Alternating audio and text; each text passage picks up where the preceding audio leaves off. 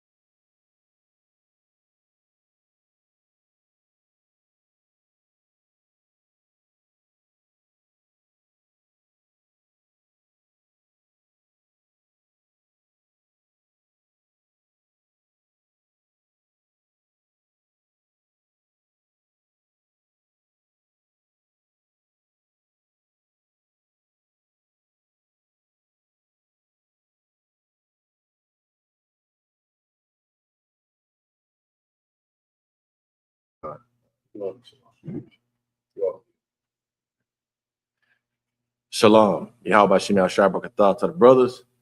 Yahweh Shemar Elatah Shem Yahweh to the sisters. I'm Preaching Officer 50 Darash Shamath. We are the I.S.U.P.K, the Israelite School, Universal Practical Knowledge, started out of 1 West 125th Street, Harlem, New York, under commanding General YAHANNA. Right. And our job is to teach the blacks and Hispanics and the so-called Native Indians who they are according to the Bible. And what I'm going to be doing is open it up for Officer 5000, the head of the school, Zion Ya'Allah. He should be in shortly, so I'm just holding it down until he gets in. Right. So what I'm going to be talking about, we're opening up with today is the fact that our people, blacks, Hispanics, and Native Americans, we as a people, we have enemies. And I don't think it's clear to some of our people in this day and time, 2026, some of our people still today think that the other nations of people are their friends. Right. Not understanding that they're an enemy. And we're going to find out a little bit today on how are they enemies. The fact that God talks about there being enemies in the Bible. See, the Christian church, they don't talk about these types of things. Right. They talk about everybody just living in this happy la-la land that everybody should just get along. Everybody should just forget about things that ever happened and just live in this fairy tale la-la land. But we're going to see what the Bible says. We're going to start in the book of Deuteronomy, chapter 20 and verse 3. This is the book of Deuteronomy, chapter 20, verse 3.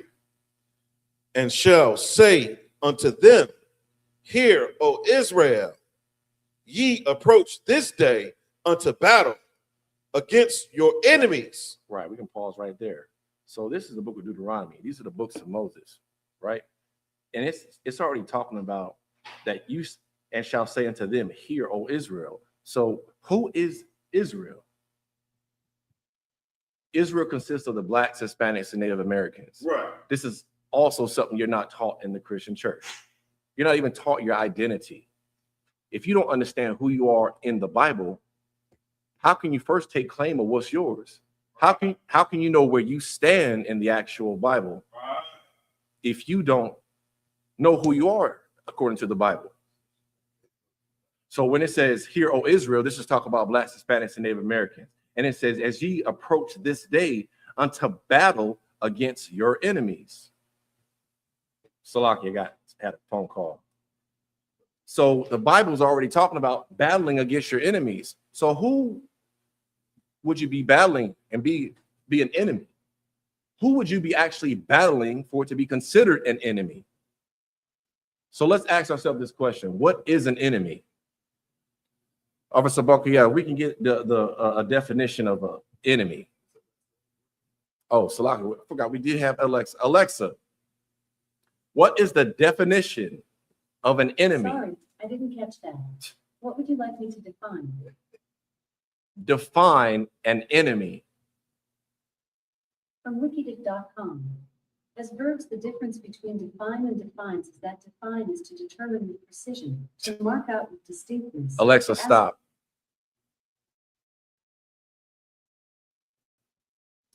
Yeah. We're going to get it out to Merriam-Webster since Alexa. You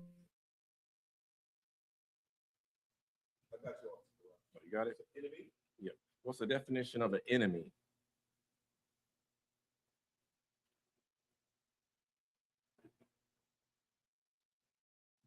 Enemy. You want Merriam-Webster? Kawakan. Enemy, according to Merriam-Webster, is a noun.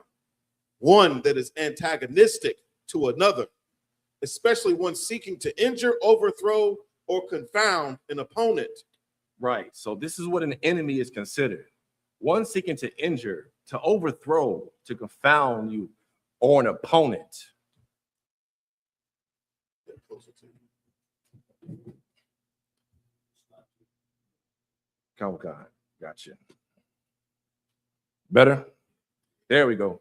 Right. So now when we read this verse, you're going to go battle against or unto your enemies. These are people who are trying to overthrow you. These are people who are seeking to injure you. These are people seeking you as an opponent, someone to go up against. So let's go back to that verse and read on. So, like, if I may, Come on. in that definition, it says, it also mentions to someone that's trying to confound you. And a person that's trying to confound you, they're trying to confuse you. Right. You know, and we get confused because we get miseducated here. We don't know whether we're supposed to pledge allegiance to America or to literally be allegiant to the God of the Bible. But we're given Christianity. And the Christian church teaches what? God loves everyone. Right. The Christian church teaches, they promote this whole idea of Negroes being African. And so that is us being confounded. The Bible talks about how our oppressor is the most wild beast of the field, you know, and through his subtlety, that's how he uses his subtlety to confound us, to confuse us. We're looking at each other like we're enemies instead of recognizing our brother for being our brother. Salaki, Officer Daraj. No, you're right. Yeah, the water for that. So when we read in the book of Deuteronomy, right, where it says, "Ye approach this day unto battle against your enemies," we were battling our enemies back in the day. Right. We were battling our enemies even with our so-called forefathers that were in battle. Right. So if they had battles back then, they would have battles now. So with the Christian church out here teaching that God loves everybody, that should just make you not want to even be part of that religion anymore. That's right. Christianity has made our people soft nowadays. And if our people can just understand that they have actual enemies, maybe some of the tragedies that have happened within the past month, they will be a little bit more on guard. Right. To know what to look for, to know what to watch out for, to know what to guard themselves for. Like Carmela Anthony, we should not have lost that brother. We shouldn't have lost Cyrus as well over a water bottle. over trying to defend yourself. But this is what America has come to. So our people, Blacks, Hispanics, and Native Americans, must always be aware of these types of things, that we have enemies so we can defend ourselves. So reading on, it says Salakia. Let not your hearts faint. right. Fear not, and do not tremble. Neither be ye terrified because of them. Right. So this is saying out your Bible, let not your hearts be faint. Don't become weak. What does that mean? A lot of our people sometimes when they're faced with trouble, when they're faced with an actual obstacle or a challenge, sometimes they may actually get weak. Right. They may not know how to handle certain things. See that again, we're going to refer to the Christian church a lot, because the Christian church, what it does, it's supposed to teach your people the Bible. It's supposed to guard. The Bible's supposed to help make you better, put you on guard. Christian church does nothing but puts you in a spirit of softy, Right. being soft. When things get too, as far as, like I said, challenging, it makes you just not want to deal with it. So, but the Most High God is saying, don't let your hearts become faint. Don't let your hearts become weak. Right. Fear not. Don't be afraid of some of the challenge you might have to go through. Don't be afraid of some of those other nations that might try to come up against you because you're different, because you're black, because you're not like them. These are some of the things and some of the adversities that we got to go through. And don't tremble. Some of the things that we deal with, for example, when we're riding down the street, still to this day, we shouldn't have to feel that way. But when the cops ride behind you, every single night when I go home, I try to get home as quick as I can, hoping that the cops won't stop me for some reason. But those types of things will make you tremble. Those types of things will make you act that way. But the Most High God, he's telling us not to worry, not to tremble, not to fear, neither be terrified because of them. So we shouldn't be afraid of our enemies. And why do you think the Most High God is saying this? So we got to understand that we first are, the Most High God's children. The book of Deuteronomy chapter 7 verse 6 says that he has a chosen people. And the Most High God has made these specific people to him holy above all the other nations of the earth. So we're special to the Most High God. So he's looking at these people as a little bit differently than some of the other nations of people. So he got his eyes on these people. So when he says neither to be terrified because of them, we shouldn't be afraid of our enemies. Go ahead, Officer Bunker. So, like, if I may, and not to breeze by it, but our people don't understand simple terms like heart. Right. In the Bible, your heart, you automatically pounding on your chest like King Kong. Right. When in all actuality, that's your mind. And it says, let not your hearts faint. When you look up that word faint, it says to lose consciousness, right? Right. So we know that when you see the word heart, it's synonymous with your mind. Oh, so the Bible's telling you to be woke. Who's telling you? Who has an attack on the woke agenda? Our oppressor. All right. That's confusing. If the Bible's telling me to arise ye and depart, the Bible is telling me to be ye renewed or be ye transformed by the renewing of our minds. Right. But our oppressor is telling us something otherwise, not to focus on race, not to focus on the oppression that we see each and every day. Who's lying? You know what I'm saying? Salakia. No, that's right. The oppressor, his whole ideologies, his whole mindset is to do everything opposite of what the Bible says. That's right. The Bible says we got enemies. Oppressor says you don't. That's right. We love you. Well, we all know the truth of that. Look at today's society. Look at the conditions of the earth. Our people have a history of wanting change and still haven't gotten it. The oppressor is the devil. That's right. So read it on to verse 4. For the Lord your God is he that goeth with you to Yep. fight for you against your enemies to save you. So again, here it goes. The Most High God, he is going to go with you. The Most High God is going to fight for us. He knows our fears. He knows the things we go through on a daily basis. He knows what we deal with as Blacks, Hispanics, and Native Americans. And he's going to fight for you against your enemies, stressing again that we have enemies amongst the other nations. That's right. Anybody that goes against what the Most High God is saying, anybody that goes against what this Bible is saying, anybody goes against God's children, you are considered an enemy. That's right. Let's go ahead and drop that, and we're going to go to the book of Deuteronomy, chapter 28 and verse 15. So while he's getting that, just understand this verse is just kind of setting the foundation that we've always had enemies. In the Old Testament and also in the New Testament. That's right. In today's time. And we know that an enemy, you can be an enemy to the Most High if you oppose the Most High God and his ways. Now, what does that mean also to Blacks, Hispanics, and Native Americans? What does that mean? Because can we be an actual enemy to the Most High? That's right. Can we, even though we're God's chosen people, can we become an actual enemy to the Most High? We're going to see. This is the book of Deuteronomy, chapter 28, verse 15.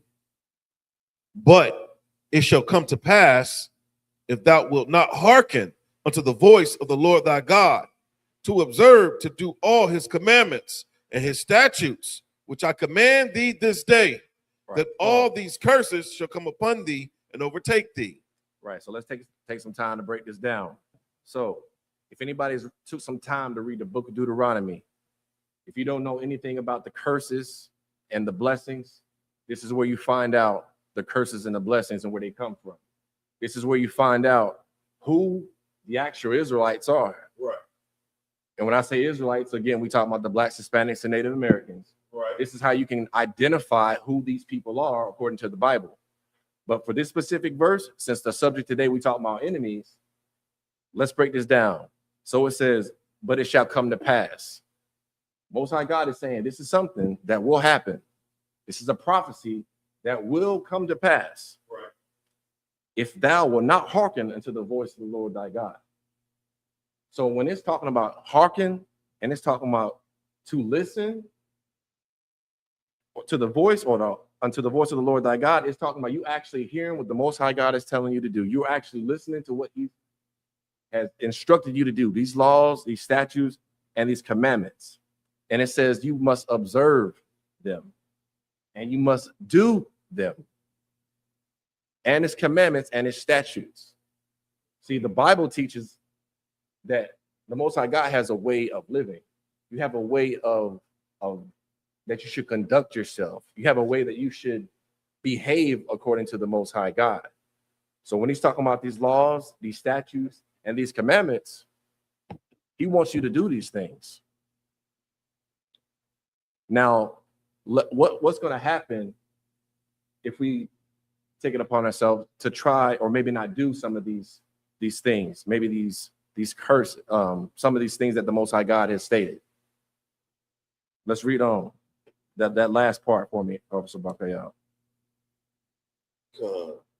To observe to do all his commandments and his statutes, which I command thee this day, that all these curses shall come upon thee and overtake thee. Right. So since we're talking about this again, the subject being an enemy, that all these curses shall come upon thee and overtake thee. See, right now, you're becoming an enemy to the Most High. You're starting to piss him off. Doesn't mean he still don't love his children, but right now you're starting to oppose what the Most High God originally wanted for his people, for his visionary of what he wanted for himself as well. See, the Most High God, he has a vision of what he wants on this earth. He's the creator of the universe. He's the creator of all things. And when you start to do things opposite of what the Most High God originally want, then you're messing with the Most High God's plans. So when you start to do these curses, Salakia, when you start to disobey the Most High, then these curses will come upon you and it's going to overtake you. And why do you think the Most High God has to do that? He has to do that because, again, like I said, you're disobeying the Most High. You're not following anything that the Most High God said. You're not observing and you're not doing his laws, his statutes, his commandments. You want to still smoke cigarettes. You want to still, be a whoremonger. You want to still, beat your wife. A lot of the things that the Most High God told us not to do. So, with that being said, can you, as Blacks, Hispanics, and Native Americans, become an enemy to the Most High God, even though you are his chosen people? Yes, you can. Let me get the book of Exodus. Just we're on that subject. The book of Exodus, chapter 23 and verse 22. The book of Exodus, chapter 23 and verse 22. This is the book of Exodus, chapter 23, verse 22. But if thou shalt indeed obey his voice and do all that I speak, then I will be an enemy unto thine enemies and an adversary unto thine adversaries. Right. So we just talked about that. So this is kind of a precept to what we just talked about. So in the book of Exodus, it says, but if thou shalt indeed obey his voice, Right. obey the Most High God's commandments. This Bible, we understand that you may not be able to get it all in one day. Maybe you can't stop smoking cigarettes, tomorrow. But are you trying? Are you trying to put forward what the Most High God said? Are you trying to obey his law, statutes, and commandments? Are you trying to read the Bible to help change yourself so you can obey what the Most High God said? Let's see what the Most High God said he was going to do if you obey his voice. It says that, and do all that I speak, that I will be an enemy, Salakia, an enemy unto thine enemies. So that means that if all the enemies that we have that are in the earth, the Asians, the Africans, the Caucasians, and all other nations of people, that if we do what the Most High God says, he's going to actually fight for us against those enemies. Those other nations of people that hate us on a daily basis. Those other nations of people that hate the sight of you when you walk into one of their establishments, when you walk into one of their stores. They give you the side eye when you walk in.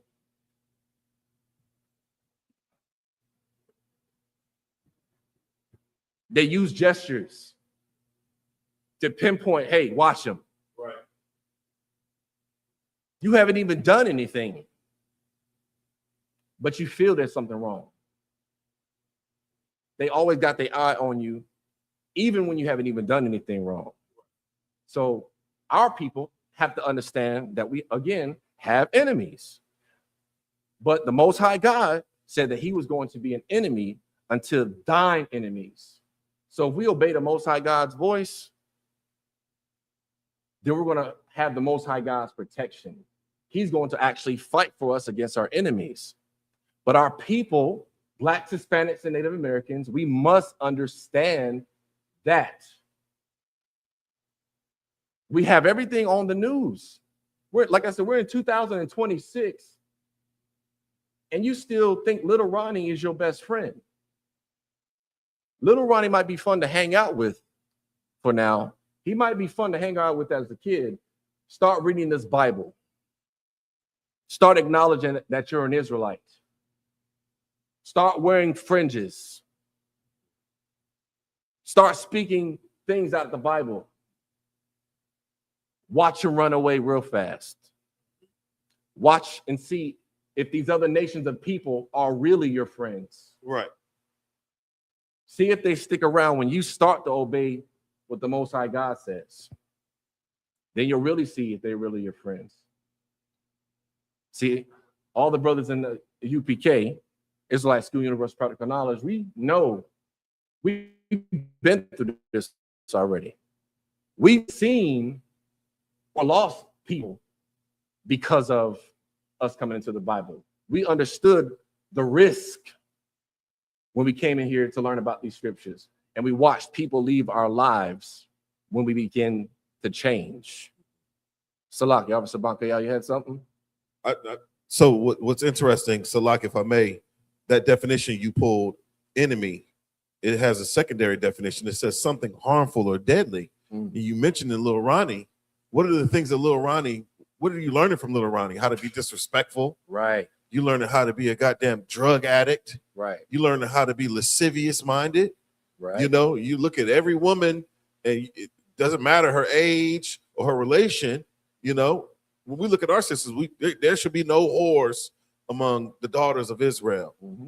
But little Ronnie, he's gonna look at your sister and look at, you know, our sisters as being sex toys and objects of his sexual desires. Right. You know, so when you look at the definition of enemy, it says something harmful or deadly. Right. Who's proven time after time after time that it's harmful to be around you? That me being next to you could potentially result in me losing my life. Right. Khan. Salakia. Nah, the water for that. That just brought an idea. So we all remember, so we don't get up too much off track, but I'm gonna use that as an example of what you just stated. Right. So if anybody remember watching the movie Jungle Fever, right? With Wesley Snipes. Right. Right. And he was, you know, enjoying his time with the white woman, right? Out there in the middle of the street, in the middle for everybody to see. Mm. Right? No, sir. Right. Mm.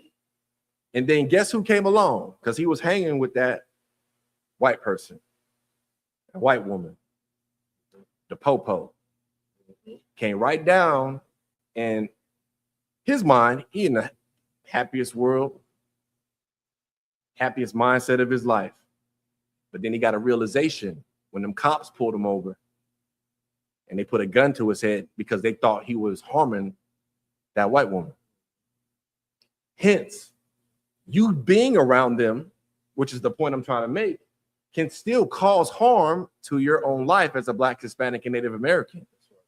She may not have even done nothing, but in Esau's eyes, you're a threat. You was a threat. You look like you was hurting her, harming her. And that's some of the same things as some of the sisters. It goes both ways. They hang around grown Ronnie, and who knows what he's learned from his father. Who knows what he learned from their father. So she may either take on some of the customs that she's seen the adult Ronnie or Esau doing. And next thing you know, she picked up some of those customs. But like Officer Bankayal said, they're enemies. They can cause harm to you. Read it, Shalaki, if you can read that again from the top, Exodus 23 and 22. It's the book of Exodus, chapter 23, verse 22. But if thou shalt indeed obey his voice and do all that I speak, then I will be an enemy unto thine enemies. Right. So then again, the Most High God is going to be an enemy to your enemies. And when you read on, it says an adversary unto thine adversaries. So when you look up adversary, very similar to an enemy, an opponent, or what goes against. Actually, let's go ahead and if we can get that. Officer Bankaya. Salakia, just to revisit your point, when you're talking about little Ronnie and the things that he learned from his father, you know, most of us, we don't know what goes on inside of our enemies' households, the oppressor's household. Right. I remember growing up with this little devil, and he would bring some of the most disgusting, raunchy perspectives to the conversation, and we're just children, we're innocent, you know. Our mothers and our fathers try to shield us from the world because they understood the world is merciless, Right. you know. But he was being exposed to all kinds of just disgustingness, man. Right. And Tim Tebow said this. You know, he stated that the majority of child sexual abuse predators are middle-aged Caucasian men who are educated college graduates with good jobs and frequently the children's biological fathers. So you thinking you're getting something good when you get with Becky with the good hair, right? Mm-hmm. Her father done had her every which way. Right. Yeah, her father done turned her all the way out. And you think you're getting something good. You're looking at this devil like she's a prize, and she's been slutted out by her own father. Right. Salakia. Oh, Salaki. And with that, I'm gonna bring up the next powerful priest and prophet, Officer Zion Ya'Allah. Clap it up.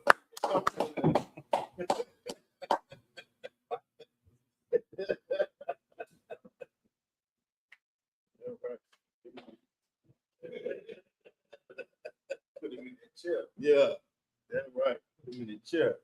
Get comfortable up there. Yeah. Old Darash, Most High in Christ. Brother holding it down. Right. Hold tight. Make sure I got everything together. How everybody doing? Everybody tour? Any questions? Anybody had any questions? Anything y'all been reading? Anything you done found in the scripture that you thought you want to go over? That's a question before we get started. Any questions? Let's start with this. This is the history class, but I just want to, it's just, we teach, right? So I want to know, what is an adulterer according to the Bible? What was it an adulterer according to the Bible? What is an adulterer according to the Bible? What is that?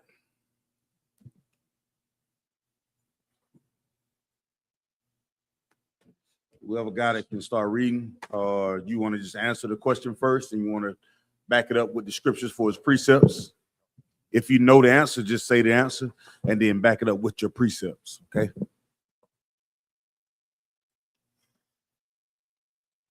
Whatever you feel comfortable with doing, just toward. You got it? You want to start in on it? Come on, sir, if I may. According to the Zondervan Compact Bible Dictionary on page 23, says adultery in the Old Testament, sexual intercourse usually of a man, married or unmarried, always with the wife of another.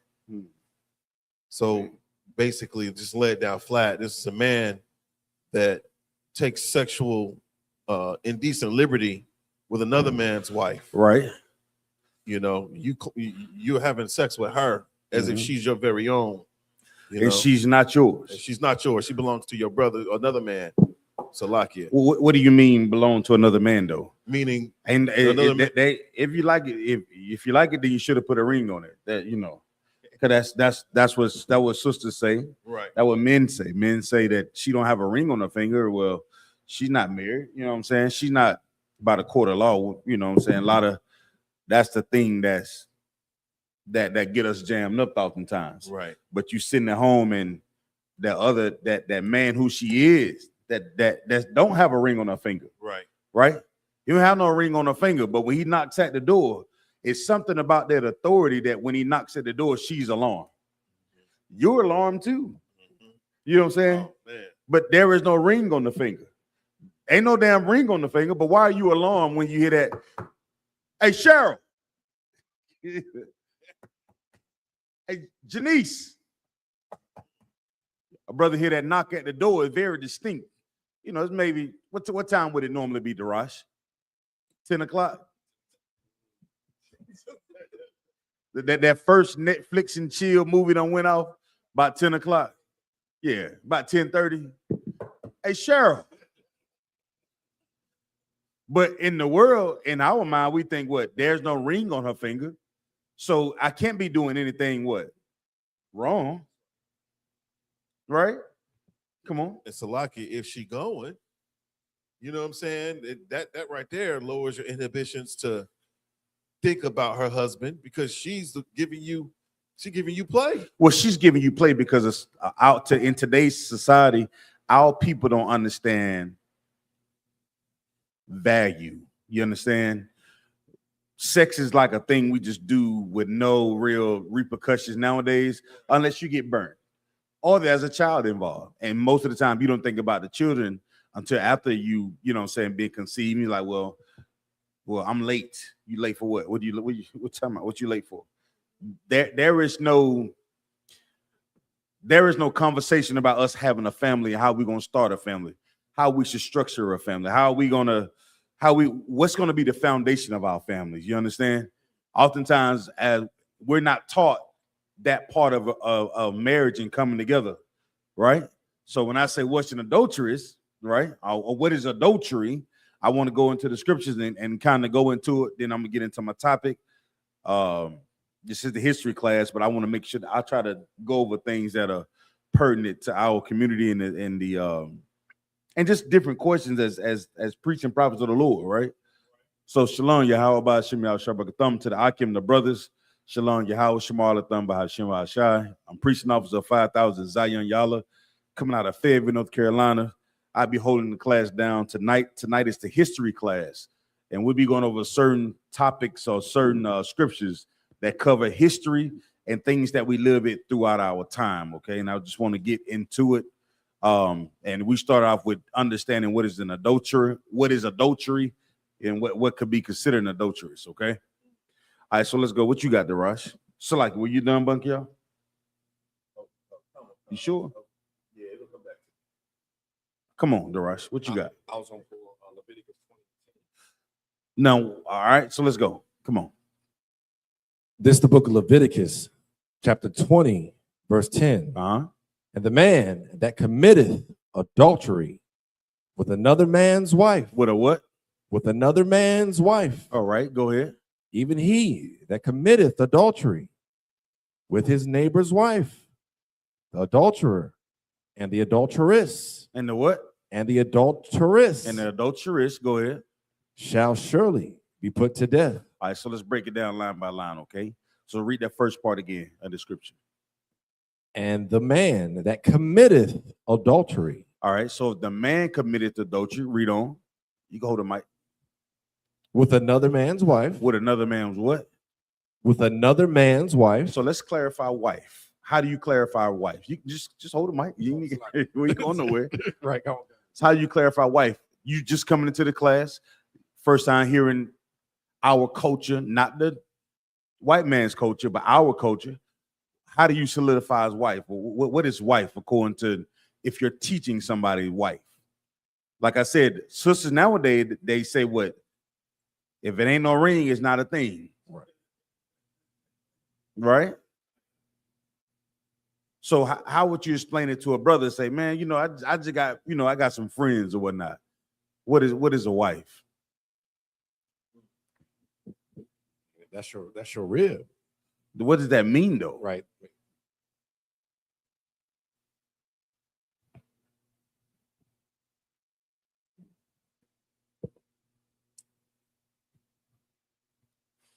I got you.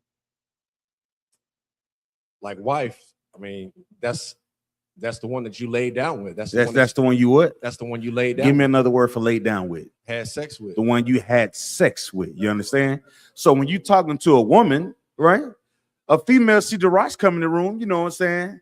6'4", muscular, strong, nice smile, nice gentleman, you know what I'm saying? He says, hey, sis, how you doing? My name is Daraj. What is she doing right then and there, Daraj?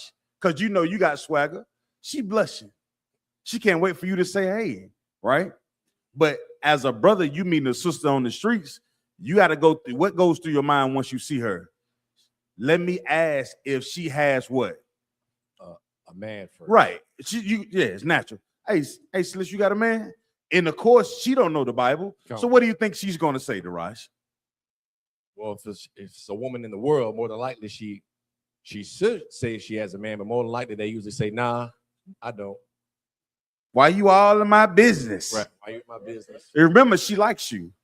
Right. So she's never going to tell you any information that would make you what? Not want her. Right. You understand? Okay. So she may not divulge the information. And I've always been taught to omit something is what? Avoid. Nah, to omit something, you're doing what? You're lying. Lying. Oh, omission is lying. So she gonna say what, Daraj? No, I ain't got no man. Well, so here she go. Well, I don't have no man, but I have some friends, some guys I talk to. Now, this is the part where you have to have strength as a brother and knowing the truth of this Bible. You got to be strong enough to ask, are these men that you're having sex with? Some brothers aren't strong enough to ask a woman that question. You believe it or not, trust me. Some brothers are not strong enough to even ask if that woman is having sex with other men. You understand what I'm saying? Why?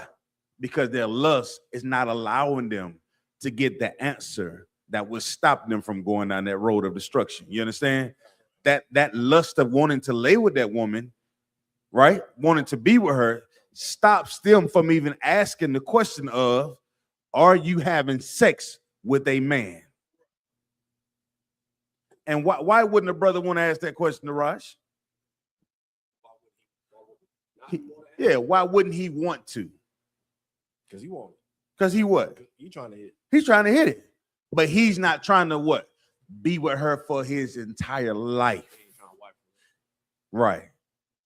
That's the burden of a man when he come here. Oftentimes, I haven't heard sisters say, well, why is that the first thing that brothers that you teach brothers when they come into the school? Yeah, well, you hear sisters say that. Because I realize something. Because if I can teach a brother the importance of laying with a sister and staying with that sister, I can stop him from any other thing that he's trying to do with his life. Because if I can get him to avoid the lust of him wanting some pussy, so like it for my language. If I can get him to fight the lust of him wanting to lay down, you know what I'm saying? If I can get that brother, Jim Hyman said this one time. He said, if I can get brothers to stop trying to get this pussy all the time, I can damn near make them walk on water. And the best way to do that is to tell a brother the responsibility of laying down with the sister. Because in the world, it's easy. Sisters, it's easy to have sex with a man and just, it was just casual. We were dating. It didn't work out. On to the next. You understand what I'm saying? It's easy. So read the verse again, Darash. Khan. It's the book of Leviticus, chapter 20, verse 10. And the man that committeth adultery. And the man that committed adultery is, come on. With another man's wife. That has sex with another man's wife. Go ahead. Even he that committeth adultery with his neighbor's wife. The adulterer and the adulteress. And the what? The adulterer and the adulteress. So what is this talking about, the adulteress now? The woman. Now she's guilty as well. Now why is she guilty, Darash?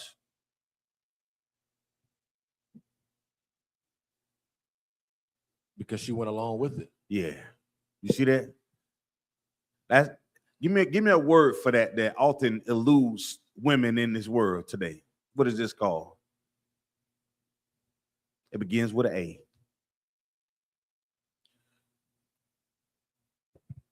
Accountability. Accountability.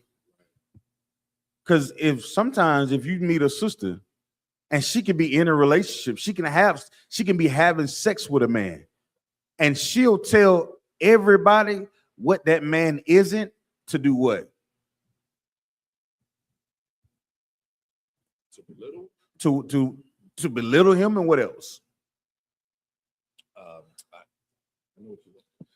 Come on. Of course. What she say gonna belittle him? What else? Gaslight him. She's trying to gaslight him so she can get him to be what he wanted to be. No. Come on, Darash. So like, is she seeking validation to leave him? To leave him, or what else? Now, some of y'all never been through this. So, and that's probably why you can't answer the question. You know what I'm saying? But if I ask a brother and sister, they would know the answer to this question. So there are some sisters that will belittle that man only because when she goes to be with the other man that she's going to become an adulteress with, it doesn't seem so bad. She'll paint the picture of he's the big bad asshole. He doesn't treat me like I need to be treated. He doesn't take me where I want to be. He's broke. He's not a six-figure man. She'll tell you about all the things that he's not to make herself look good. It takes the accountability of what she's doing. And guess what? Men would do the same shit. A man would tell you all the things that a woman not doing, especially in the world. But nobody ever talks about what you would do to fix it. You understand? Because we're all looking for a soft landing for somebody who that would tell you something different than what God has put in his Bible for us to listen to. You're looking for that gray area. You wouldn't call a sister that would tell you to stay with that man, sis. Seek counsel to fix your relationship. Don't go get another dick, another rod, Salakia. Stay with Tyrone. Try to fix the issue that you have with Tyrone. But some women would go to other women and listen to that idea of how to leave that man from another sister that's gonna say, you know what, girl, you right. You've been dealing with that long enough. Why? Same thing with brothers. You have a brother, man, she did what? Man, couldn't be mine. I know mine wouldn't do that. Am I making this up? Am I saying something wrong? DeRosh, am I making this up? Sir. But according to the Bible, we know that if that man lays with that woman, she doesn't have to have a ring on her finger to be his what? Wife. Let that be a lesson. Log that in. So as we travel throughout this earth and you listening to these classes, we know that if a man is having sex with a woman, that is his wife. You understand? Now, they don't understand that. But they do understand that, and you would understand that the day you hear that goddamn knock at the door. Hey, Cheryl. You will know then what you will find out then, Bunk, yo. You will find out that guess what? There is somebody. There's somebody that she belongs to. There is somebody that she has to what? Answer to.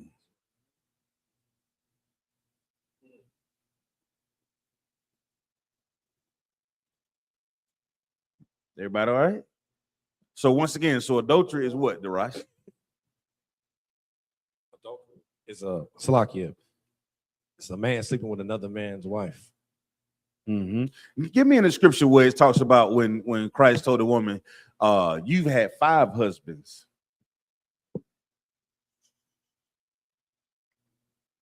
She had 5 husbands. Huh.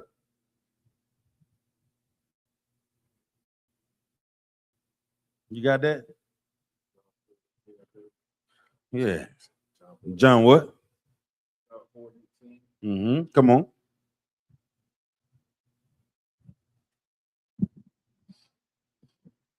Let's start at verse 17. Read it. Let me hear what you got. This is the book of John, chapter 4, verse 17. The woman answered and said, I have no husband. She said what? I have no husband. Well, now, this go back to what I said, DeRosh. So guess what she's talking about in the moment? She's talking about like right now. I ain't got no man. There is no what on what, DeRosh? Come on, everybody go on. Salaki, I got you. No ring. There is no ring on my finger. Yeah, ain't no paperwork on me. I'm 7'45" at 38 degrees. I ain't got no nigga. Ain't no nigga ain't got me. Ain't that what they be saying? But in the very next song, she talking about the nigga who dark skinned that can pick her up and have sex with her on the fan, upside down, put her toes in his mouth. Just, very explicit things that, women like to talk about to, say that they're having the most wonderful sexual experience that they ever had in their life. But they've been having sex since they've been 14 years old. So there is nothing that she has not done already. She just feel the need to tell us about it. She's been holding out of both draw legs, but she wants you to believe you're the special one, I guess. Okay. Come on, Bunk, y'all. So like Officer Kowal online says, the rapper from Atlanta, Trouble, found out the hard way and paid with his life when the boyfriend showed up in the middle of the night and shot him in her bedroom. Yeah.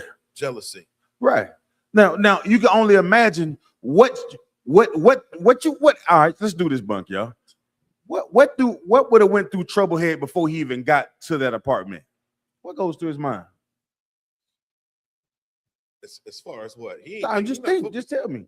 A brother that's an No, adulterer? listen, don't do that.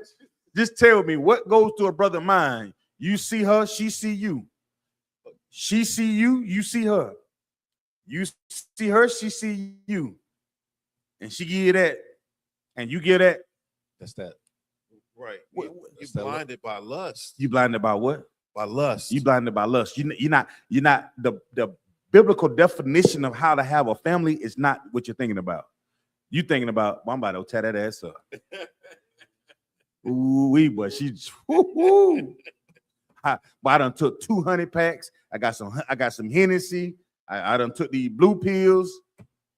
I got a box of Magnums over here. I'm about to wear her ass out. She don't even know it. And what is she thinking? She already know. What is she thinking? She thinking. Come on, don't listen. Don't be trying to do that, Daraj. Y'all listen. I'm trying to talk, and the reason why I say that is because when we travel all the time as brothers, I don't want us being bashful about our responsibilities. You understand what I'm saying? I don't want us being ashamed of knowing, like, even though this sister is attractive and she's attracted to me, what am I responsible for? You understand? Not only am I responsible for my life, right? Knowing this truth, I'm also responsible for what? Her life. That's brotherhood, you understand? Yes, sir. So we can't be bashful in being able to talk about these things and using the Bible to confound the Christian. Because the Christian gonna say, well, we're just gonna date. A Christian gonna say, well, wait 90 days. And after 90 days, what happens after 90 days? What they say? You can have sex after 90 days. Make him wait for 3 months, girl. You know, but not really talking about the responsibility even after the act of the 90 days. We're talking about building a nation, and we have to understand that we don't want no just random ass sexual acts with a woman or a man that you're going to have for the rest of your life. So when we talk about the mistakes that our brothers and sisters make, like Trouble, what goes through his mind once he's seen that ass and that breast and that pretty smile? What's going through his mind, Bunk, y'all? I'm about to. Oh, she don't even know my middle name.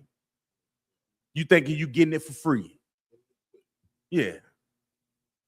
You ain't even ask what's her favorite color. And you know what the saddest part about it is? In today's society, it's better that you don't even know her. Because you will find things out about her that would turn you off. Because she's not going to tell you about the things that are going to have you walking away. The water koala, Trouble was thinking about clapping cheeks. That's all he would think about. I'm about to, yeah. But when he went to the house, Bunk, y'all, what changed that perspective? And how fast did it change, Baba Kushar? The jealous husband. What changed before he met the jealous husband? The knock at the door. You know, like, hey, wait a minute. Somebody supposed to be coming over here? I ain't see you do no Uber Eats and that, you know what I'm saying? Hey, Cheryl. I know you in there. She took, shh, be quiet. I ain't never seen him act like this before. Shh. And then what goes to a brother's mind? Damn, this bitch. She could have told me she had a nigga. She's not gonna tell you, because the same way you was attracted to the derriere in the smile, she was attracted to you too, Daraj.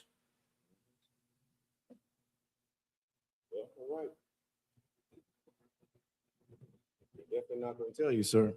And she's not going to tell you why. Because she has some goals. She has what she wants. She's full of lust too. She doesn't understand the responsibility that we all have of making sure that we all live. You understand? Come on, Bunk, yo. So, like, if I may, sir, in a very sick, sadistic way, you know, her getting brothers to, you know, fight over her is her validating her worth. And it's disgusting because, you know, if we were taught that sex was marriage, we have so many different external factors that are showing us that dating, when you date, you have sex instead of understanding what a courtship is because we're royalty. Right. Go ahead. No, I watched a movie last night, and it's on surface level, like it's called Big with Tom Hanks. It's an old movie. Okay. And he goes and he makes a wish to be an adult, you know, and he becomes an adult, but he's got the mind of a 12-year-old boy. As an adult. Yeah, as an adult. And he goes into corporate America, and make a long story short, this woman finds him attractive because he's different than the other man, the way he thinks. And she has sex with him. This is how sadistic our oppressor is, because they know his mindset is of a 12-year-old. She don't know that. No, I'm saying, but we in the movie, we all know that. We know that. Yeah. So they're putting it right in our face. This woman is a pedophile. She's a pedophile, you know, but that's the stuff that we see with respect to entertainment, with respect to mass media. Right. We're taught to diminish the value of that act, that sacred act of having sex, because that is that's the marriage. Yeah. We taught that ain't no value in that. The value is in the ring. And come to find out, she done slept with everybody in the office. Of course. It's always something different. It's always going to be something different that you're going to seek for validation if you don't have this truth. You understand? Keep on reading that verse, Rush. Come on. The woman answered and said, I have no husband. She has what? I have no husband. Because she's thinking, ain't no ring on it. It's not a thing, right? Go ahead. YAHANNA said unto her. But Christ said to her what? Thou hast well said. I have no husband. Yeah, I heard what you said. You know what I'm saying? Yeah, I heard what you said. You said that well. You said it like it's not even a thing, that you don't have a husband. Go ahead. Verse 18. For thou hast had 5 husbands. But thou hast what? For thou hast had 5 husbands. But you don't have 5 husbands. Come on. And he whom thou hast is not thy husband. What is YAHANNA doing right here? He reading her well, right? But what is he saying? He's saying that you already got a husband, 5 of them. You don't have 5 husbands, right? Yeah, you've been doing your thing. And what else? And he whom thou now hast is not thy husband. No, what is this saying? Meaning that what Christ is pretty much trying to say is the guy that she wants, or the husband that she wants, is not for her. Even though she wants that husband ain't for her. Not quite. It don't belong to her. Let's do it like this. You don't have 5 husbands, but I see you that you have your eyes on the rush right now. So what is this saying? You got your eyes on the rush right now. So what is Christ saying now? You need to take care of the husbands you currently have. Not quite. You've had 5 husbands, and I see that you got your eyes on the rush right now.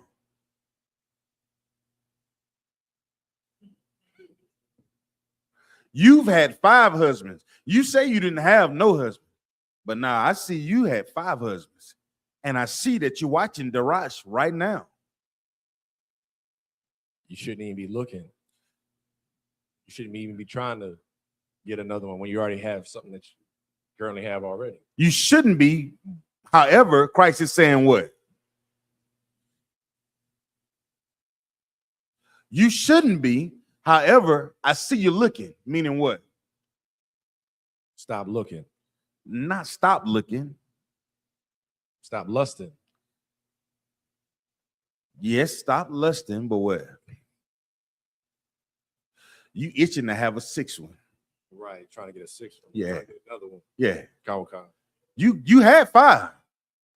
But the one you kicking it with now, the one you saying I ain't got no rings on my finger, the one that you wearing them tight clothes for, huh? Right. He ain't yours yet, but in your mind you thinking, yeah, I'm about to do this again. And you know why they're so disgusting, Daraj? That it's brought up in the Bible in this time. Why was it brought up in that sign? Yeah, like why is it such why is such a profound thing that we're reading about the adultery in this Bible at this day and time? It was doing it back in that time too. Huh? Because it was going on. But what does that mean though? Yes, it's going on, but what?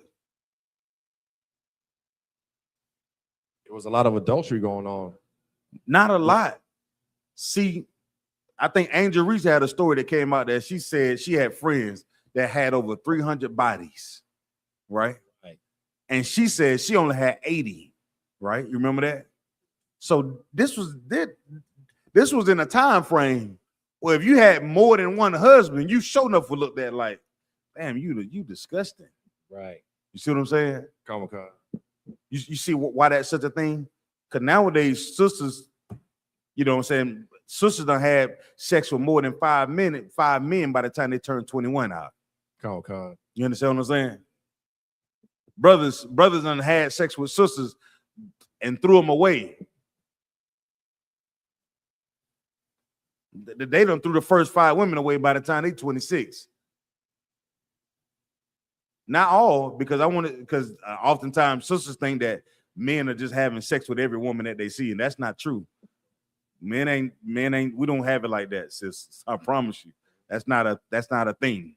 I know in your mind you think a brother just out here just slinging wood to every damn woman that walks across him, but that's not true. They don't happen like that. Right? But this was a thing, Darash. And the sisters was having Christ was pointing out that you've already had 5 husbands. I already see what you're plotting on. I know what you're coming for. 5 ain't enough. You want 1 more. Keep reading. And he whom thou now hast is not thy husband. Mm-hmm. In that sayest thou truly. Mm-hmm. Verse 19. The woman said unto him, Sir, I perceive that thou art a prophet. What does that mean? He can see right through me. See right through. He can see right through me. And how was he able to do that? Well, besides him being, Yahawashi, right? Having the power. I mean, it's the law, the God's commandments. She already had more than one husband, and we already know the scriptures. A woman would say the same thing to you, Darash. If you walking in the spirit of Christ and she's approaching you and said, "Hey, I ain't got no man," and you say, "What? Sis, you won't have a man, but when last time you had sex? Who you having sex with?" And she may not tell you, but some women, I'll be honest with, most women will come out and tell you. But it's the way you talk to a woman to get the information out of her. She'll conceal it from you if you just looking at her with the dog eyes. She won't tell you nothing. She'll let you get all the way into her trap and then spring it on you. But if you don't look at her with the dog eyes, if you look at her like a sister first, right? Am I right, monkey, y'all? You say, hey, so you ain't got nobody. You ain't got to say sex. So you ain't got nobody. Come on now. Them pretty eyes you got, you ain't got nobody. Well, you gotta kind of walk her into it. The same way Christ said. What did Christ say to her again, Darash? The woman saith unto him, Sir, I perceive that thou art a prophet. No, go back up. Go back up to the other verse. For thou, Salakia, you want me to go to verse 17? Yes, come. The woman answered and said, I have no husband. Yahawashi said unto her, Thou hast well said, I have no husband. Right. So see, you reading it like that, but think about it how we talk today. I heard you say you ain't got nobody. You said you ain't got no husband. You right, you ain't got no ring on your finger. I gotta pick up what you putting down. You ain't never been on no dates though. When last time you been on a date? You ain't never been on no. You ain't been on no date. Oh man, you gotta be thinking. So what you get for Valentine last year? Oh, you didn't get nothing for Valentine. Oh, you didn't get nobody? Come on. Salakia. And Christ's so heavy because when you think about a husband, that's a singular thing. Yes. You know, and Christ is doubling down. Like, I heard what you said. Yeah. Yeah. I heard you say you don't have one husband Yeah, I or heard no that. husband. Yeah. But you got five. But you got five. Yeah. Salakia. Yeah. Because you know what? And that's the same. If you look at it how we talk today, we would say the same thing. Because today, in today's action, guess what? She ain't got a man, but she got 3 baby daddies. And every time that baby daddy come to pick them kids up, guess what she doing?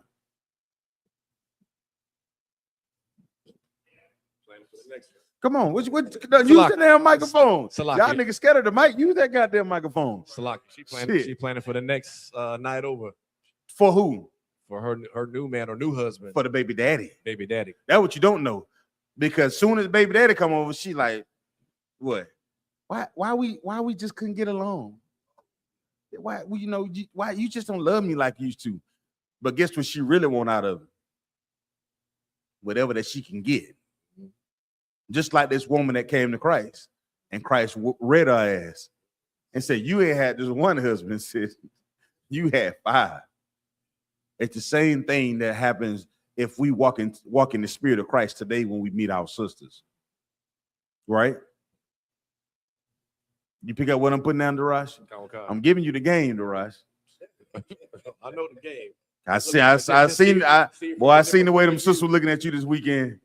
Boy, you looking like a tenderloin. But they were about to be on you, Darash. I said, ooh, this brother here in trouble. He was trying to be modest and stuff. He ain't see it. Darash, come over here, help me get this box. I'm trying to help me get these chairs. But now we teach these classes because they're important. We want to sit down and actually think about the importance of what we do from our day to day. And that's how we walk in the spirit of Christ. The examples that Christ laid out, and we take them in how are we living today. It's the same thing. It's the exact same thing. But you got to be in the spirit of understanding what's written and how we're living. You know what I'm saying? And I.S.U.P.K is the only school that does this. What? No other school on earth is going to sit down and tell you to break these things down to you so you can understand how it applies to your life. That makes sense, right? And that's why we have the spirit of Christ. All right. That was the end of that, the rush. Verse 18. Kawakah. Is there anything else? Now you got adulterers, the rush? Say it again. Adulterer. No, I'm saying you good on that. You got the precepts and whatever else. Was there anything else in the precepts? Now, you also can be a spiritual whore as well. All right. But we'll get into that a little later. Any other scripture you holding, Bunkel? Come on, give me one more, whatever. See what else you had in there. About show. But I just want to make sure that the Rosh was clear on being an adulterer. Or what is it when we're asked? Because some people, once again, a sister will say and a brother will say, well, if it's not a ring, it's not a thing. Not knowing that the minute you lay down with a let's say this. Let's say you're not even laying down with a sister. Ecclesiastes 99. Ecclesiasticus 99. I like that one too. So if you see a brother maybe dancing with a sister, Darash, kind of provocative, right? You see her cuffing her bottom, all that. What goes through your mind? What should go through your mind? So like, let's do it like that. They dance and they playing. There's a wrong and a right way to love somebody. They playing the Key Sweat, right? You know what I'm saying? They get into it, and he's swinging her from limb to limb. What goes through your mind? Some cats, seducing some woman. He's seducing that woman. She's being seduced by another man, which means what? She enticing another man. She's already being enticed by another man. Now, I ain't gonna bother with that. That man already putting in work. Right. Don't be like Biggie. So is he by the wine? I just creep up from behind. Niggas say, oh, that's player, not knowing, like, okay. Okay. Keep thinking that it's player. You understand what I'm saying? What it's breaking down to, there's enough women on this earth. Leave them damn women alone. Be man enough and have enough strength to not to let the lust just overtake whatever the hell you trying to get off. All right, come on, Bunky, y'all. I have the book of Ecclesiasticus, chapter 9, verse 8. Come on. Turn away thine eye from a beautiful woman and look not upon another's beauty. What? Look not upon another's beauty. What is this saying? So that beauty that you see belongs to another. Yeah. And so often, which is so crazy. Beauty as in what though? Beauty as in what? Her physical attributes. I'm gonna tell you something, and this is what I found to be true. If you see a woman that's kind of well taken care of, like she looks like she's taken care of. 9 out of 10, brother. There's something to somebody. It ain't always the case, but sometimes there's somebody that is allowed the upkeep to be maintained to a certain degree, if that makes sense. Yeah, somebody that cares about it. Now, they ain't always, some women are self-motivated, self-driven about how they look and how they approach. But there's something about a woman that's kept, brother, you be like, come on now. Hey, nobody? No, you ain't got nobody. Come on now. Right. Nobody? I'm the only one that find you attractive. I can't. Come on, sis. Nobody? But then you have to say, well, I'm going through something and I'm really starting my life over, and this is my process of trying to get back to blah, blah, blah, blah, blah. One of those. It could be something like that. But once again, as a brother, you can't run past that. You can't run past that just based on your lust. You can't just be so focused on achieving your goal and busting a nut, you don't slow down enough to think about what you should say to this sister. You understand? Right. You don't think about your responsibilities and what could be your obligation to this sister if you lay down and have sex with her. All right? Come on, Bunky. For herewith love is kindled as a fire. As what? For herewith love is kindled as a fire. What is kindling the fire? Yeah. Salakia. Come on. I mean, if you've ever, kindled a fire or stoked the fire, kindling is, what you put into the fire to make it burn. So what's kindling the fire? You looking at her, how beautiful she is. Her beauty. Yeah, her beauty. Oh, her beauty is kindling the fire. Every time you tell yourself no, you look at it again like, nah, I ain't. God. See. Yeah. Right. The Ross, you want to talk about this? No, I'm listening. The Ross said, nah, I'm gonna be able to get away with it. I was like, nah. I'm just joking, the Ross. Salaki. The beauty is that thing that you already had that natural affection. That's why the scripture talking about when a man lay down with another man, he's gone away from the natural affection. You understand? How can you? What kindles you about this nigga with this? He weigh 250 pounds and yeah, how? That's an unnatural affection now. But when you talk about what the Lord's saying, that beauty of a woman is kindling that fire, that desire that you have, that all that men have when they see a beautiful woman. That men have when we see the symmetry of a woman's face. That was the beauty is built on, right? The symmetry, meaning both eyes look the same. You know what I'm saying? Both ears it's symmetrical. Like the way her, damn, she's symmetrical in the motherfucker. Like, damn. She wouldn't be as attractive. One of her ears were higher than the other ones. You know what I'm saying? I'm just being honest. One of her eyes was, kind of Salakia, you know what I'm saying, kind of doing, you know, it wasn't, you know, Salakia, Ayathan, you know what I'm saying? Ayathan to put his head down. But the symmetry of a woman's face, the symmetry is what we call beauty, right? You nigga crazy. I'm just giving you a game on it, right? The psychology behind what you see. That's why women in the industry spend millions of dollars on cosmetic surgery to make their face symmetrical. You know what I'm saying? That's what we consider beauty. All right, come on, Bunk, yeah. Verse 9, we're in the book of Ecclesiasticus, chapter 9, verse 9. Go ahead. Sit not at all with another man's wife. Do what?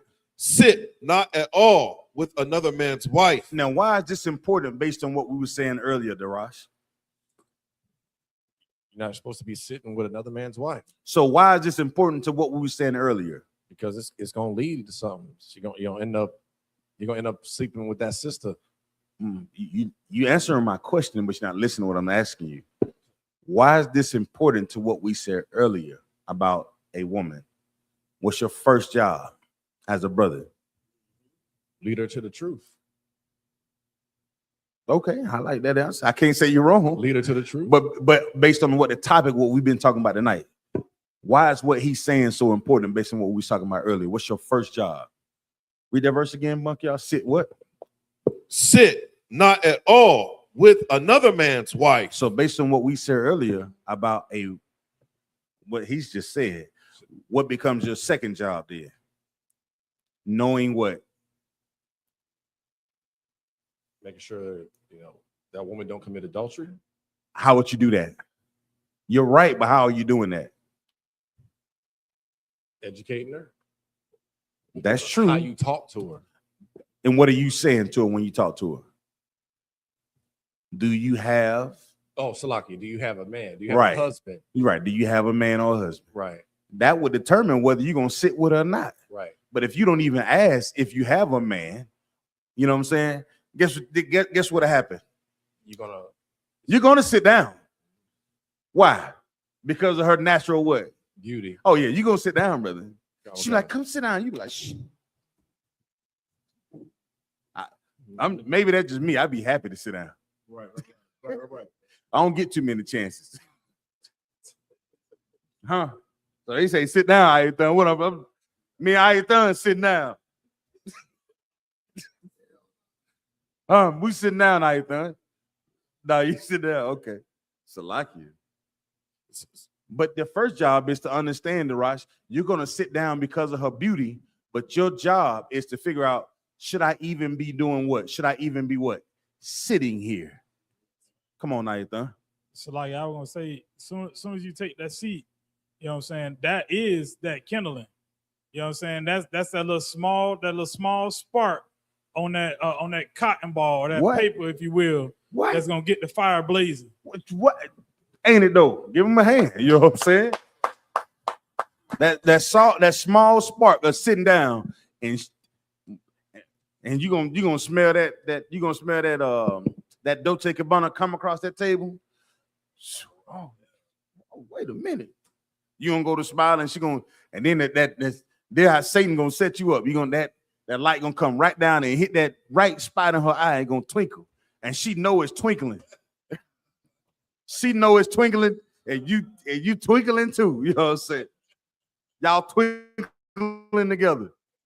And the whole time you haven't even thought to even ask, you got a man?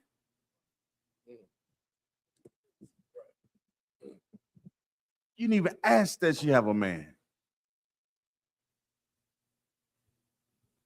But Christ didn't do that. In the spirit of Christ, he said, nah, you ain't had about 4 husbands. You had 5 husbands. Nah, I already know what time it is when it comes to you. I know what's going on. And that's the spirit that we have to have. Knowing that even if opportunity presents itself, being righteous is over that opportunity. You understand? That's the difference between us and everybody else on this earth. Even though an opportunity may present itself, being righteous as a brother or sister, what makes us different from everybody else. You can have a brother can call me tonight and be like, Zion, I got this play we about to do. Nah, brother. I ain't on that type of time. You see, I'm in class. I want to be able to show you that there's a better way of living your life than what we've been taught. You understand? That's right. Sis, I want to show you a better way of having a husband and how to increase your value to become a wife other than what you've been taught. I'm going to show you that I can be more of a brother than a nigga who just want to hit it and lay down and just, get my, my 5 minutes of fame and I'm out the door. 7 minutes on a good night.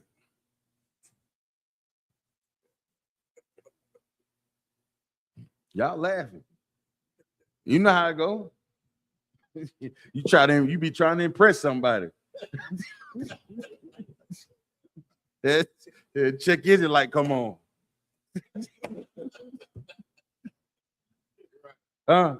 I'm just saying, y'all want me to talk like we don't understand who we used to be in the life we're fighting to live today. This not the Christian church. This ain't the Christian church. I'm gonna talk plain to you, so niggas can't be like, well, I ain't quite understand what adultery was. No, I laid it down to you. You know the lingo that they talk in the streets.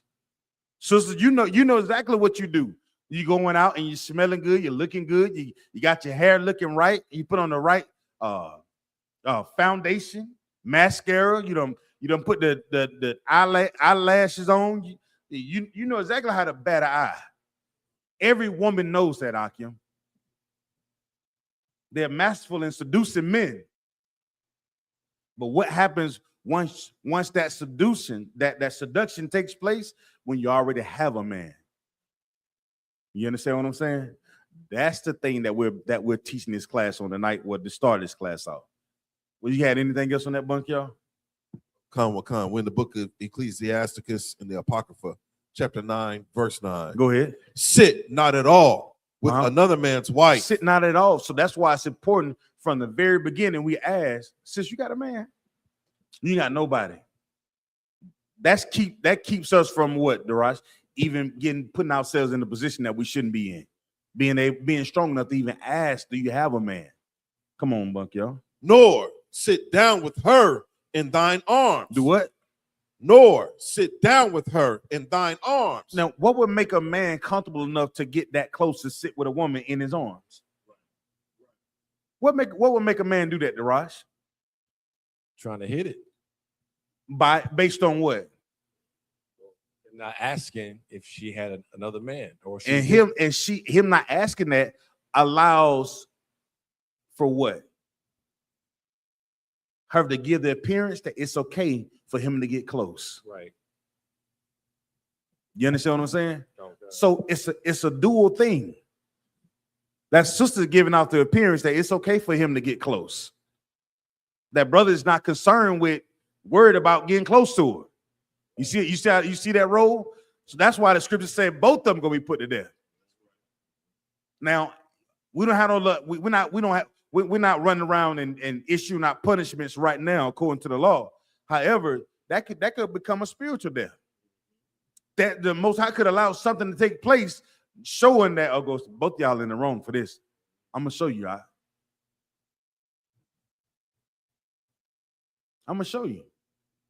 I'm gonna show you soon that.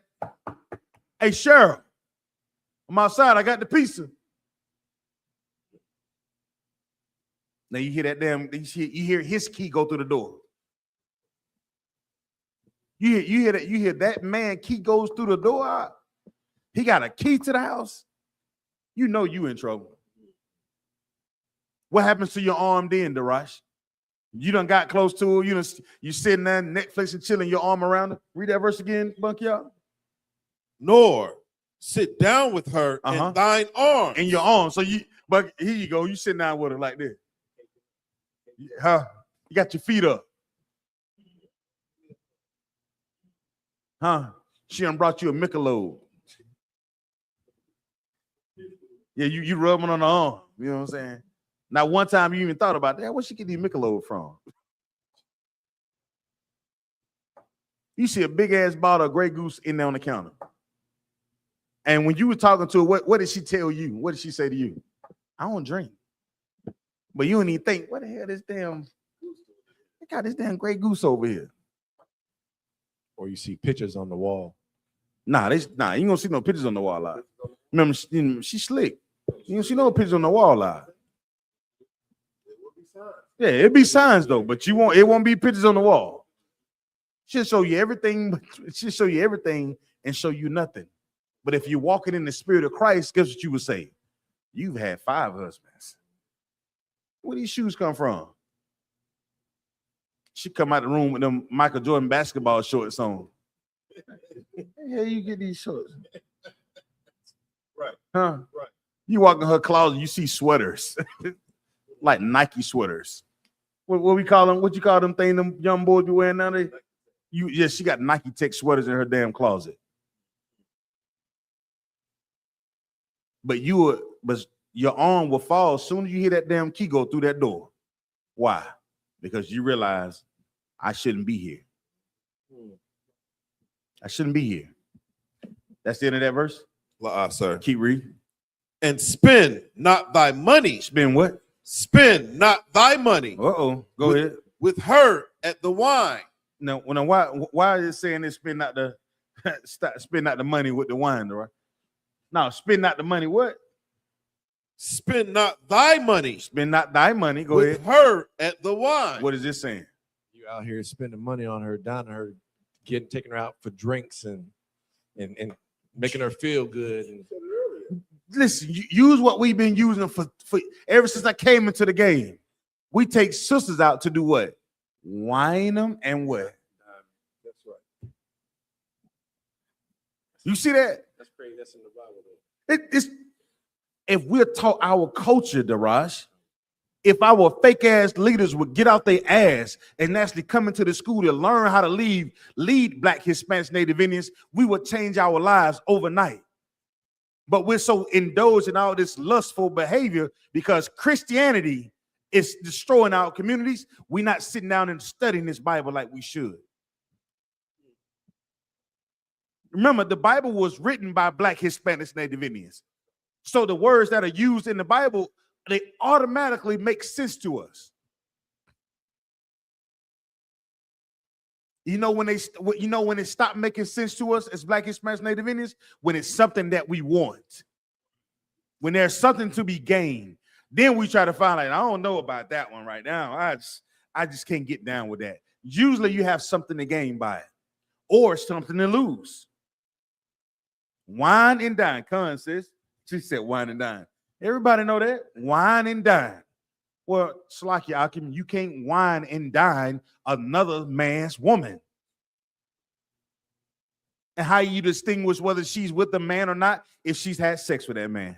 If she's laid down with that man. You can't just listen to your lust. Take the time out and be like, you know what? If I'm going to invest in this woman, let me see what type of woman that she is. Let me pour into her from the beginning. Show her all the things that I value as a man. Because if she don't align with what you value as a man, what do you think is going to happen? The relationship be good for the first 6 months. You're wonderful. Oh man, it's glorious. Man, you looking at her eyes and she's everything. She called you, you answer the phone every time the damn phone ring. Oh, hey, what's up, baby? Shit, let them 6 months go by. And y'all start seeing each other for who you really are. Damn, what the hell she want? I was always calling motherfucking shit. She start calling you, hey hubby, hey baby. Now she call you what, Daraj? Nigga. Nigga. Pet peeve of mine. Please don't call me that.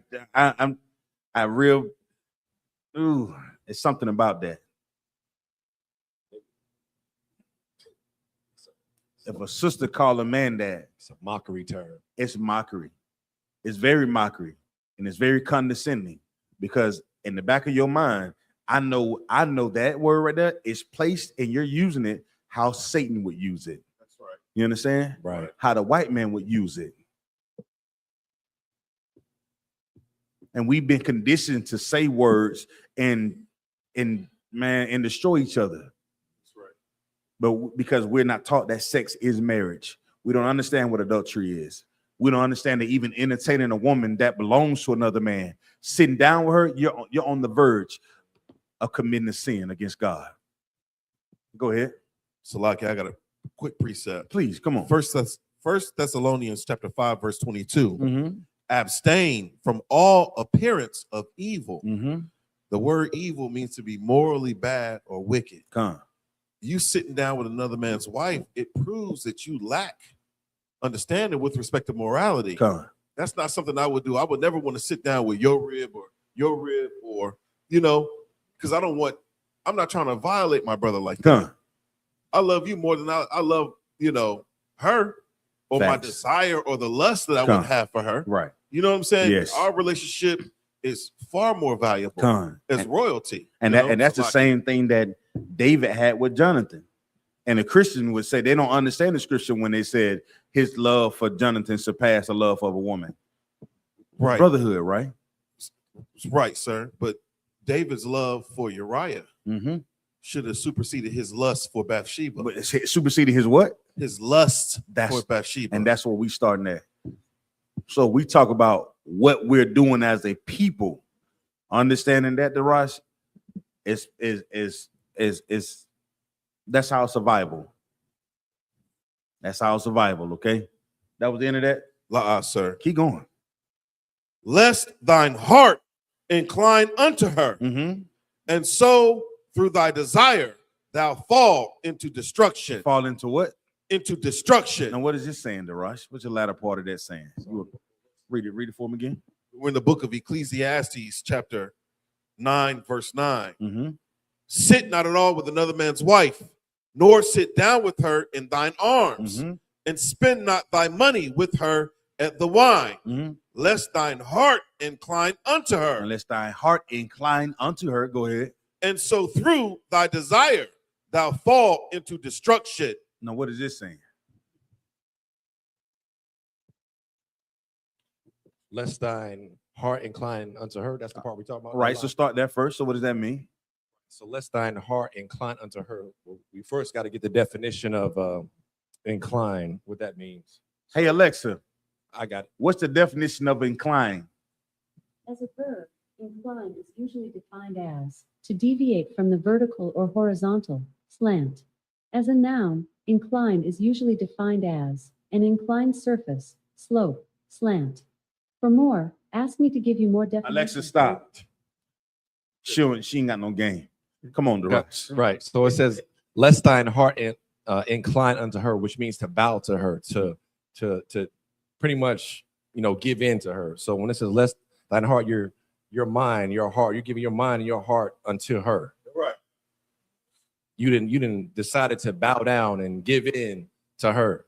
So that's what that's referring to. To give in to her. And how does that happen? How does that happen? It happens because, like we were saying before, you didn't ask if she had a husband. Thank you. Thank you. Give him a hand, y'all. I'm glad you said that first. Because that could have been the only answer, Darash. Because if you would not been inclined if you were asked, do you belong to somebody else? Are you having sex with somebody else? Of course, she don't know she in the world. Girl, you too fine about here by yourself. You mean you ain't got nobody like that? I got a few friends. When last time you seen that brother? We know he don't want to act right. And what they be saying, Buck, y'all. Am I making that up? He don't want to act right. He don't want to act right. The hell that's supposed to mean? Shit, Salakia. Right. Come on. Now, Salakia, if I may, another precept as a caveat. Let's do it. Salakia. This is class. So if you logged into class and I had a topic, but for some strange reason, this is where we at. And I'm going right there, okay? Come on. So Officer Darash pulled, lest thine heart incline unto her. Come. So heart is synonymous with the mind. Come. The precept is in 1 Corinthians chapter 11, verse 3. Go ahead. But I would have you know that the head of every man is Christ.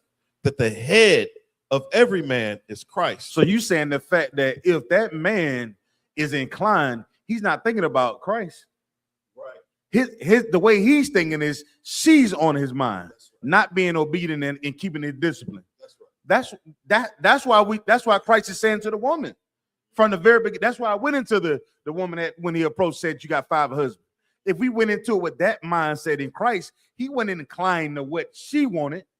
He was inclined to making sure he was subject unto the law, statutes, and commandments of what already been played out in history and how we lived as a nation of people. If we remember the history and the things of old, we can save ourselves a lot of heartache, a lot of pain, a lot of hurt. But if we throw away the things that were meant for our good and our learning that is in the Bible, we're going to continue a cycle of hurt and pain. We want to preserve our children from going through this. I tell my son, hey son, hey, wait a minute. She talking to some other boy. Hey, man, move around. Don't even pay her no mind. Just remember that, because you don't want to be now some brother mean mugging you on her big ass forehead. She ain't even that cute anyway. You want to go through all this trouble, and now you damn near pissing on yourself, or then you got to pull out your Deron. Say for instance, you got your gun, you got your high point.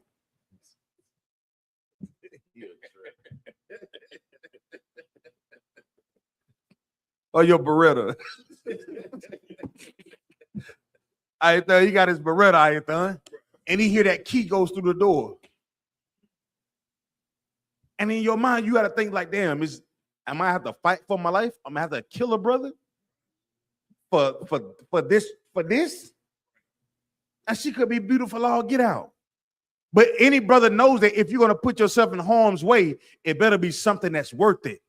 And most of the time, when you've been falling into the lust and the lies of a woman, you instantly realize that it's what? It's not worth it. It's not worth the headache. How do we know this? Because you lay down with a woman and she calls you and tell you that she's pregnant, you goes to your mind, God damn, she ain't even worth it. Not like that, but damn, man, she pregnant. Shit. So we keeping it? Because if she's worth it, that's a question that you're not even answering. You don't even fathom that in your mind.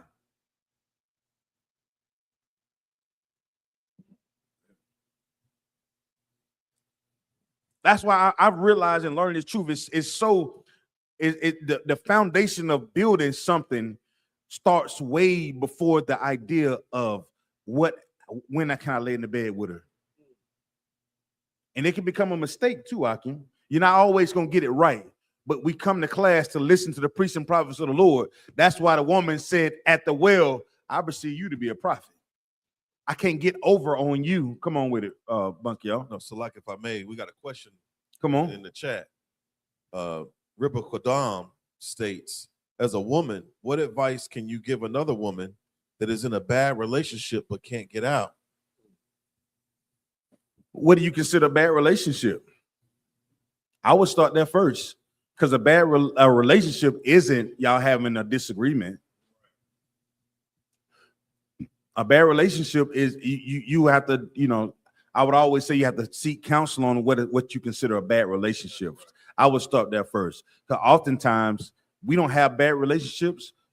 It's extremely hard for us to find a way to communicate when we're solely based on making sure that the other person understands how each one in the marriage or the relationship feels.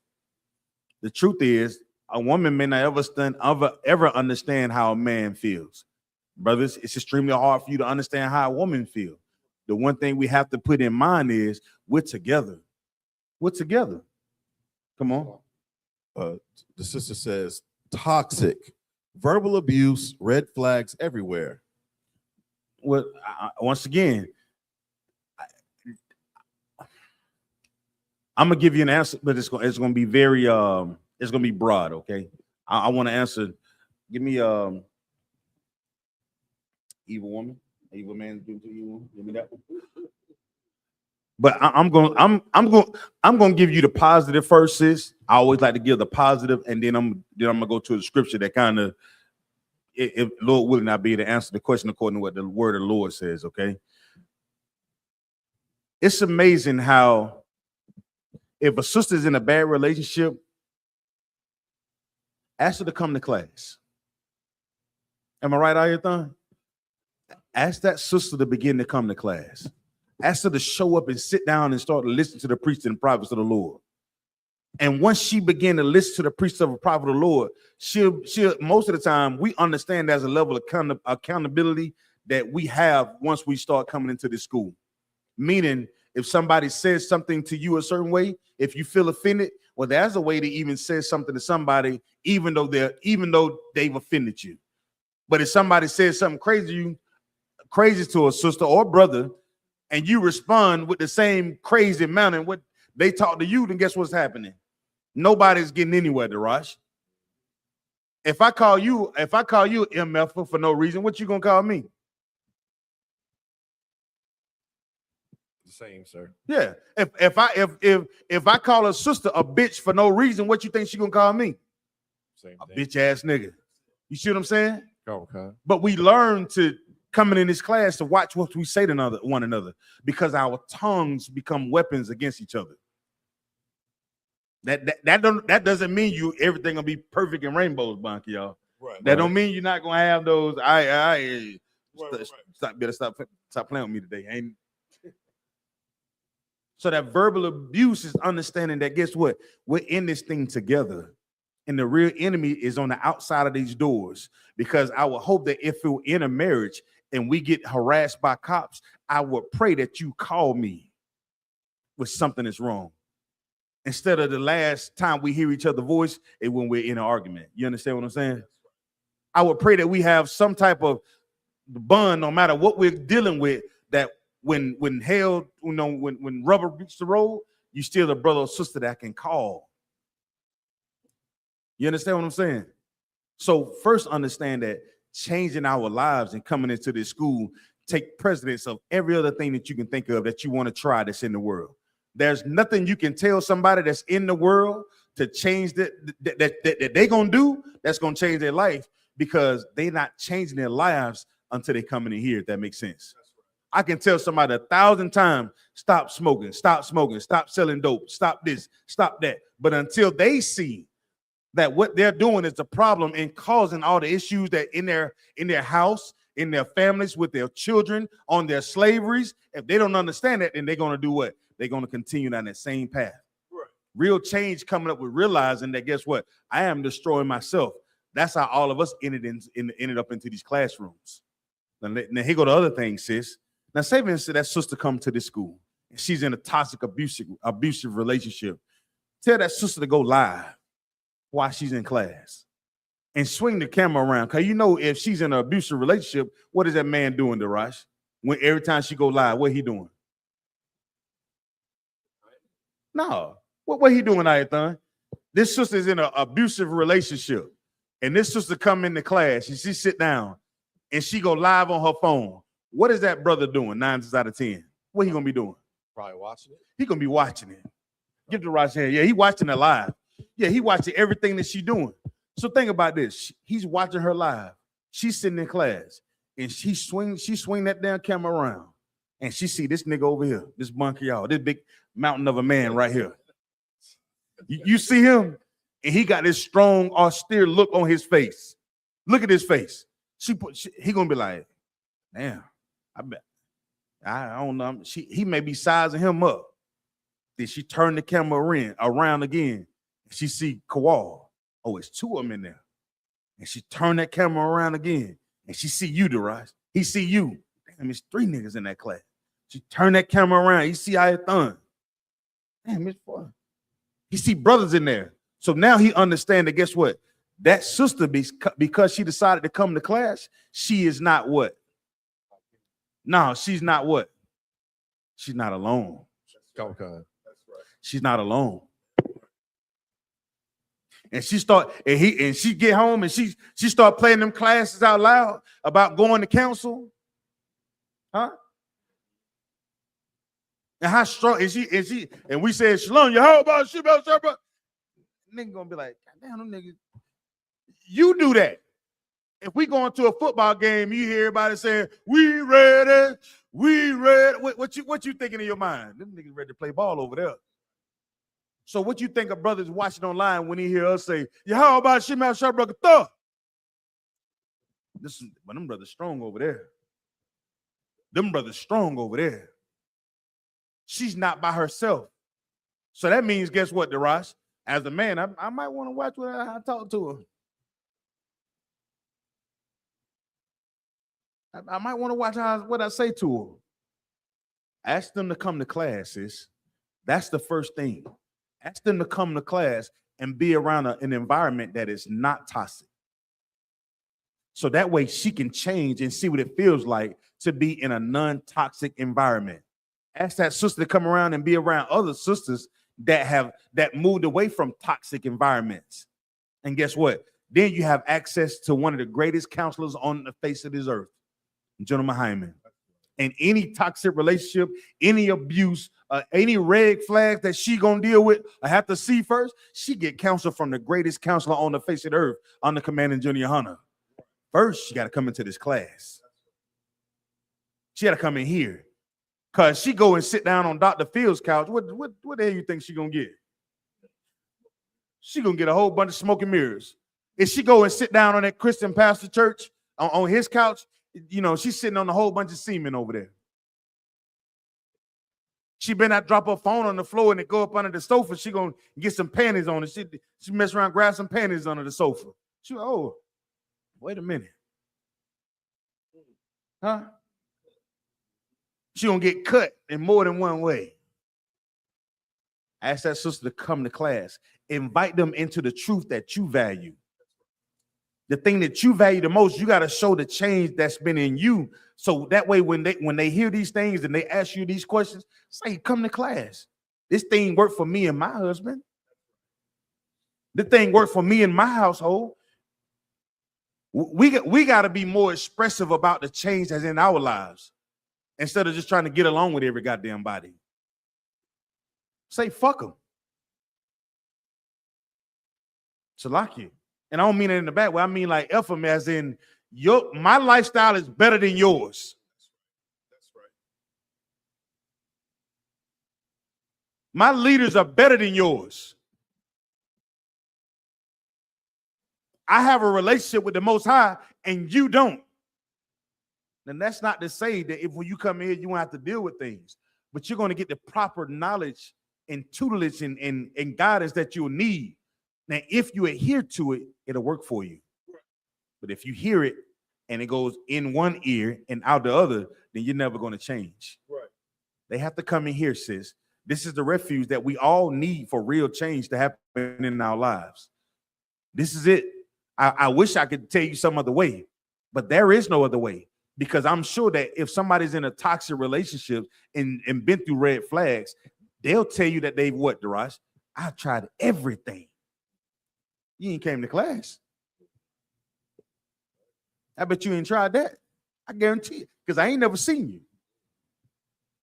But I got a verse I want to give to you too, and that's how I know that we are better than any Christian church that you can ever sit down in.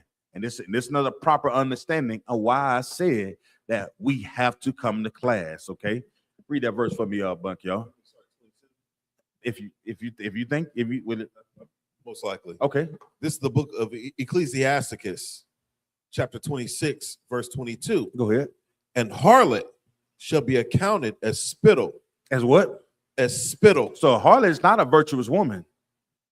If a sister's acting like a whore, of course, the man is not, he's not going to have any, he's not going to see her as being valuable. He's going to see her just spittle. Something of that can happen on a day-to-day basis, and I neither gain or lose anything from this spittle that's coming out of my damn mouth. I'm going to continue to speak. If a man sees a woman like that, he's going to treat her as such. If she's acting like a whore and doing things as a whore would do, then guess what? She's going to get treated as such. Because that man is not going to have any rest thinking like my house is safe when he know he got a whore at home. How can a nigga rest? Nigga ain't got no damn rest. You don't know who been jumping up and down on that damn woman. Every time you look at her in her goddamn face, you thinking like, who dick you had today? Salakia. This children's show. This children's show. Salakia. Let me. I ain't gonna get too vulgar. But as a man, you don't want to deal with that. That's not a good place for a man. And as a woman, you should never want to put your man in that position. You hear what I'm saying? As a man, that's not what you want to do. Because we talk about how a man should go back to a woman that's laid down with another man. Because certain things you just can't get out of your mind. It's extremely hard. Extremely hard for a man to do. And a sister, you should never want to put your husband in a place. You should abstain from the appearance of evil. It shouldn't even look like you having a conversation, an inappropriate conversation with a man. Right. Because your reputation is on the line. If you love that man, remember that your reputation is on the line. And that you expect for him to lay down his life for you if something ever go wrong. So why would you want to put him in a position where he could see you as a what? Harlot, as spittle. Don't put him in that position. Keep going. But a married woman. But a what? A married woman. Go ahead. Is a tower against death to her husband. A married woman. So this is a distinguishing the value of a woman that knows that she's what, Darash? So like you. Say that again. This distinguishes a woman who knows that she is what? Married. Versus a woman that's a harlot.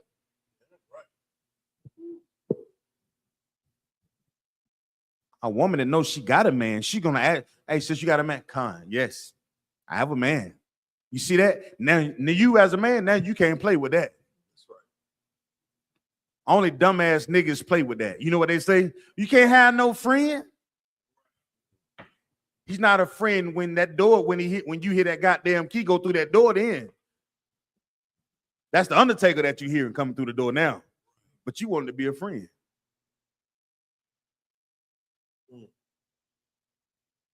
A woman wouldn't do that. A woman wouldn't allow you to come through the door knowing that she has a husband. A woman wouldn't do that. A married woman would not do that. But what woman would, Darash? A whore would do that. That's why she's counted as what? Spittle. A woman is virtuous. She's virtuous. She's moral character, standards, upright, beautiful inside and outside. Not just in her face, but her ways, her speech.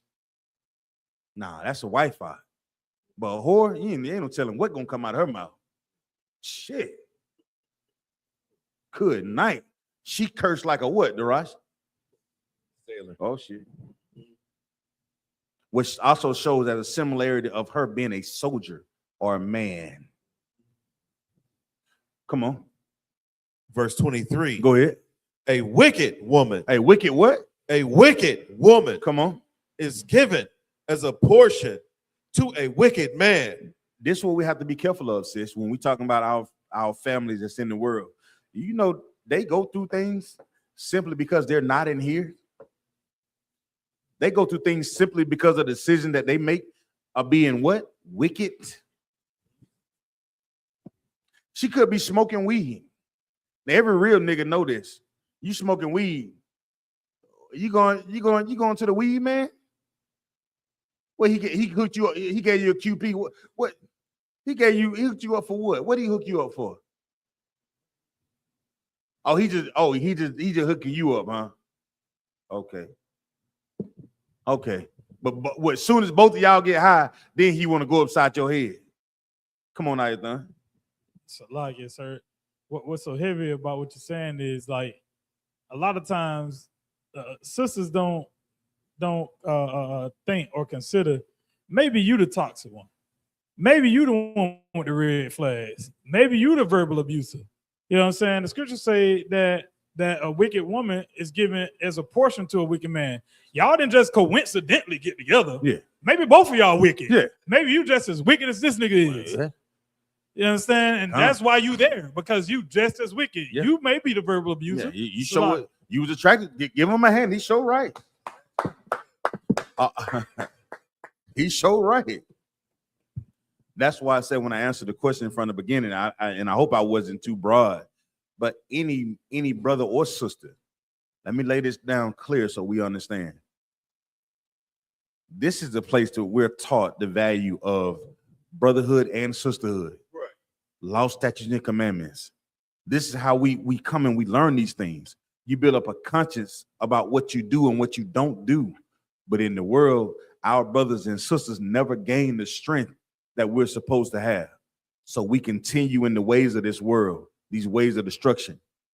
And we have a long line of history of families and relationships that are all going sour because we don't have that foundation of the Bible and the truth of the Bible that only you can gain by being in I.S.U.P.K.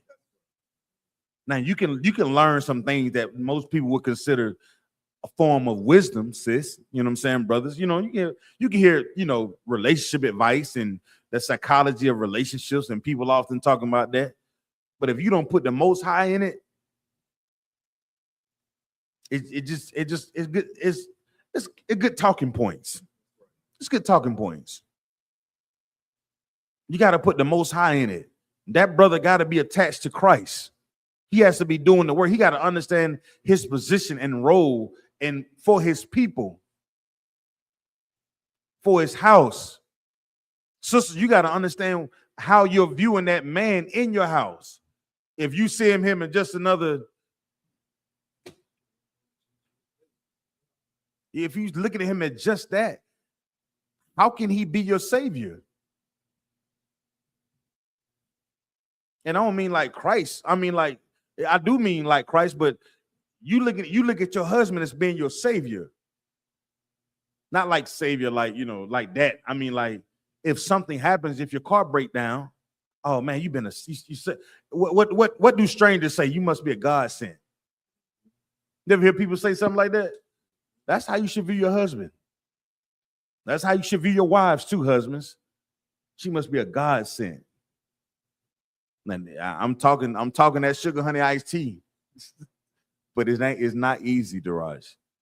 It's not an easy thing, brother. But that's the thing we should honestly think about from the minute you say what? Before you decide to sleep with another man's wife. Or to even say what? Or ask the woman if she has a husband There or you another go. man. Yeah. When you look at her, you better be listening. You better be considering all things. Considering all things. And the minute she says, oh, I just got friends, you should pat yourself on the back. Because you know what that means. Men know what that means. That's where. That's in I.S.U.P.K. Okay. You understand what I'm saying? That's what I'm talking about. Coming in here, learning the truth sets us apart from any bullshit that we could get caught up in, the snares and the traps that are in the world. Coming in here, and even this simple topic tonight, it wasn't even my topic. But the Lord this what the Most High want. So the minute you say, hey, what's happening? Good night, baby girl. See you. My name's Darash. I run things around here. Before you even open your mouth, Darash, because you're such a handsome fella now. They fall for you. The minute you play that Bone Thugs and Harmony, is over with. Them women love that. Nah, all jokes aside, though, real talk, those are the things that we have to consider as brothers, right? Sisters, y'all share the same restrictions and guidelines that we have. A brother approaching you, you should feel offended that, I know I look, thank you, bro, I'm okay. But if you go to Google and Gaga and smiling too goddamn much, you should watch yourself. That's right. If that brother, you make that brother feel so comfortable that he's inviting you out for dinner or something, you don't miss something. You know what I'm saying? How because you wouldn't feel comfortable going home telling your husband that you got invited out for dinner, because your husband gonna be like, what the hell he say to you? What did you say to him? Right. Well, what the hell y'all were talking about? But if you put yourself in that position, we went over the scriptures tonight. Brothers, if you put yourself in that position, we went over the scriptures tonight. If you have any more questions about it, sis, I want to say the water for asking the question. Great question. That's a great question. But I also want to double back to, we have to come into this school. We got to come into this school. Our strength, somebody who's going through abuse and all those things, they need the strength. They don't need a pat on the back. They need correction. So real change can take place. This is a place where you don't just get talked to. You know what I'm saying? You get taught, not talked to. It's a difference. All right. And with that, if we don't have no more questions, I'm gonna turn the class over to Officer Rashamat. Y'all clap it up.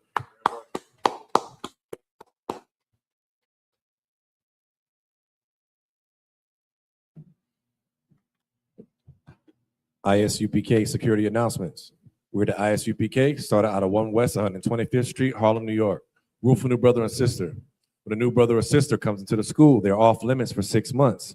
They are to be saluted only. They're here to shed themselves of the world. They need transportation, the teacher will arrange it. After 6 months, if a brother or sister has an interest in a particular person, he or she must get permission from the head to speak to a brother or sister. There's another 6 months in which the brother and sister will court each other. After this 6 month period, the brother and sister will get permission from the head to marry. Tithes, which is a commandment. Numbers chapter 18, verse 21. Malachi chapter 3, verse 8 through 10 means 10 in the Hebrew, ma'ashara. 10% of every penny of any increase the Lord gives you, give to the treasury department or teacher. Priest fund. Free-will offering for priests, not mandatory, whatsoever amount you would like.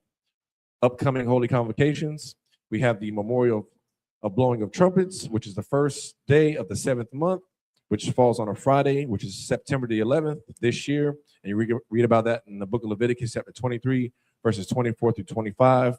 Following the Day of Atonement, which is the 10th day of the 7th month, which falls on a Sunday, September the 20th of this year. And you can also read about that in the book of Leviticus, chapter 23, verses 27 through 32.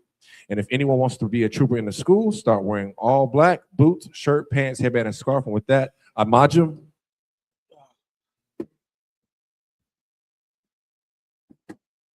Men of Israel are going to render one courtesy salute to the teacher. Men of Israel, Mam Shabbat, Amajim, Barak, Yahweh Bashim, Yahweh Shabbat, Yadamata, Sar. Turn and face the sisters. Sisters, Amajim. Men of Israel, we're going to render one courtesy salute to the sisters. Men of Israel, Mam Shabbat, Amajim, Barak, Yahweh Shemal Athah Bashim Yahweh Shai. Yadamata, class dismissed.